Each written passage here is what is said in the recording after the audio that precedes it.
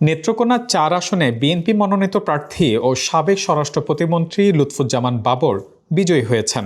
তিনি নিকটতম প্রতিদ্বন্দ্বী জামায়াতে ইসলামীর প্রার্থী মোহাম্মদ আল হেলালের চেয়ে ১,২০,৯৬১ ভোট বেশি পেয়ে বেসরকারিভাবে বিজয়ী হলেন। ধানের শীষ প্রতীকে লুৎফুজ্জামান বাবর পেয়েছেন ১,৬০,৮০১ ভোট। তার নিকটতম প্রতিদ্বন্দ্বী জামায়াতে ইসলামীর প্রার্থী মোহাম্মদ আল হেলাল দাঁড়িপাল্লা প্রতীকে পেয়েছেন ৩৯,৮৪০ ভোট। নেত্রকোনা ৪ আসনে মোট ভোটার সংখ্যা ৩,৭৫,৩০৮ জন। এ আসনে মোট ১৫০টি ভোট কেন্দ্রে ভোট গ্রহণ অনুষ্ঠিত হয়।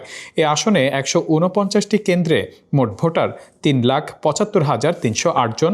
এর মধ্যে পুরুষ ভোটার ১,৯০,৩১৩ জন এবং নারী ভোটার ১,৮৪,৯৮২ জন। অন্যান্য প্রার্থীদের মধ্যে বাংলাদেশের কমিউনিস্ট পার্টির কাস্তে প্রতীকের জলি তালুকদার পেয়েছেন ৩,৩৫৯ ভোট। ভিম লিকুইড এখন মাত্র ৫০ টাকা, তেল চর্বি পরিষ্কার করে এক ধোয়াতেই। বিপ্লবী ওয়ার্কার্স পার্টির চম্পা রানী সরকার কোদাল প্রতীক নিয়ে পেয়েছেন ২৮২ ভোট এবং ইসলামী আন্দোলন বাংলাদেশের মোহাম্মদ মুখলিসুর রহমান হাতপাখা প্রতীকে পেয়েছেন ২,০২৫ ভোট। লুৎফুজ্জামান বাবর বাংলাদেশ জাতীয়তাবাদী দল বিএনপির জাতীয় নির্বাহী কমিটির সদস্য।